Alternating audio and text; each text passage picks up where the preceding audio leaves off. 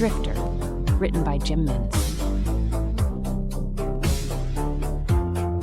They were alone in the vast desert.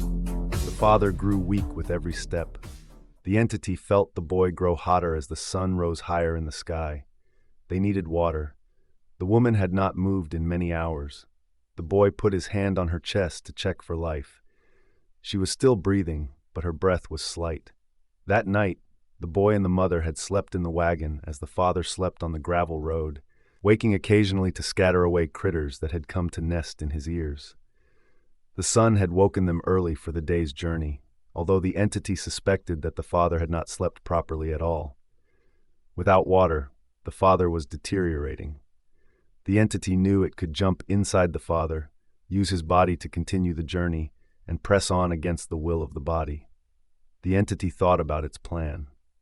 Maybe it would keep the man slightly conscious to assist in showing the way. The entity wondered if the father knew where it was they were headed. Inside the boy's thoughts, he was too afraid to ask. The boy did not want to disturb the temper of the father. The entity did not have to obey such a ritual. "Where are we headed?" the entity asked, using the boy's mouth. The father did not respond. "Where are we headed?" the entity asked again. Silence.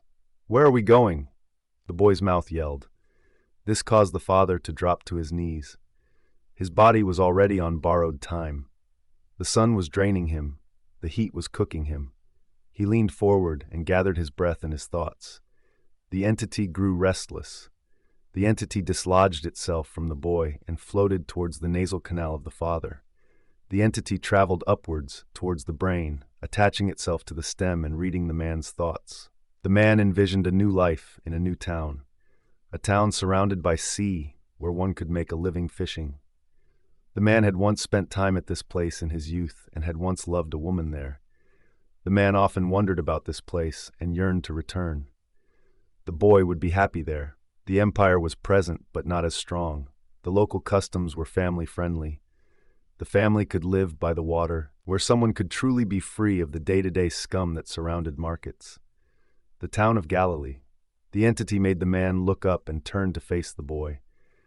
"We are going to Galilee," he said to the boy, who was happy to hear it.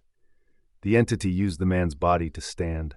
His hands scooped up the handles of the wagon and continued the journey east, into the desert sun. The man had given up long ago, and the entity let him sleep. It had searched his memories enough to be comfortable with where they were headed.